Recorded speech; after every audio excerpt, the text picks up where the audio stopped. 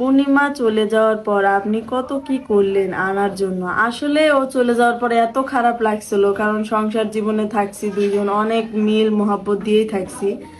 আর কেমনে যে চলে গেছিল তখনকার মানে ওদের দুজনের লাগতো অনেক গ্যাঞ্জাম লাগতো, আপনার দেখছেন ওরা টুকিটাকিতেই ঝগড়া লাগতো। তো ওরা চলে গেছিল, কিন্তু আমি আইছি আমার সতীনের জন্য।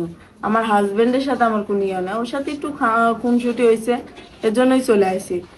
এখন নয়ন ভাইয়েরও কোনো মাথা ব্যথা নাই। আসলে আপনার নয়ন ভাইয়ের মাথা ব্যথা নাই, ওটা ওর পার্সোনালি ব্যাপার।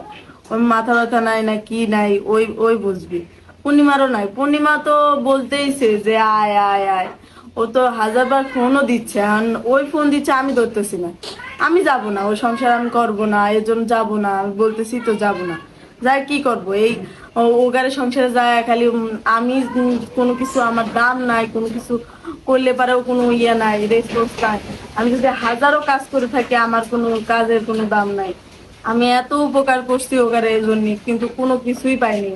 দিন শেষে আমি ওগারে মনে করেন যে বোঝা হয়ে দাঁড়াইছি, এরকম অবস্থা হয়েছে। তো এর জন্যই যাই নাই, যে থাক, আমি চলে আসছি আমার বাচ্চা নিয়ে, আমি এখানে আমার সাওয়ালের ভবিষ্যৎ করবো। আর আপনাদের সাথে তো শেয়ার করেইছি, স্বামীর ভাগ কাউকে দেয়া যায় না। স্বামীর ভাগ দেয়া যায় না এমনও না, দেয়া যায়, কিন্তু যে পারে তাকে সে দিতে পারে। আমি পারছিলাম ধেয়ে দিছি, আমি পারছিলাম ধেয়ে দিছি, যে পারে না সে দিতে পারে না, এটা বাস্তব। তারপর আর একজন লেখছে, মানে ওই ওই আপুই লেখছে, যারা এই মোকাবেলা করছে তারাই কষ্ট জানে। আসলে মানে এর ভিতর যারা সতীনের সংসার করে তারাই জানে যে সতীনের সংসার করার জ্বালা কতটুকা, টুকু কত টুকা করছে, টুকু কতটুকু।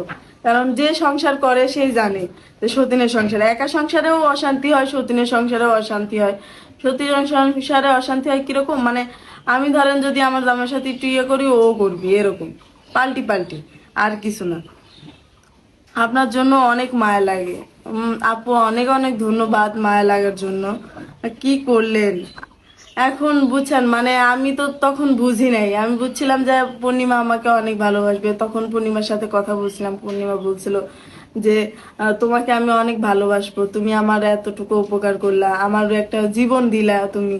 তো এই বিনিময়ে তোমাকে আমি অনেক ভালোবাসবো, আর তোমাকে কোনোদিন কষ্ট দেব না, এরকম টাইপের কথা বলছিল। তো এখন যে এইভাবে আমাকে কষ্ট দিবে আমি তো তা জানছিলাম না, বুঝছেন। জানলে পারে আর কখনো আনতাম না। নিজের হাতে নিজেই কোরআন মারছেন, অবশ্যই নিজের হাতে নিজেই কোরআন মারছি। যদি না মারতাম তাহলে আজকে এখানে আসতাম না, আর হলো আপনাদের সাথে শেয়ার করতাম না।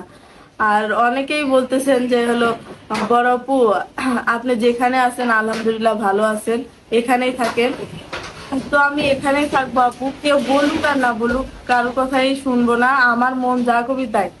আমার মন যদি এখন কয় যে হলো এখানে থাকবো, এখানে যখন যেটা মন চাবি তখন সেটাই করবো, আমার বাচ্চার ভবিষ্যতের জন্য, আর কোনো কিছু না।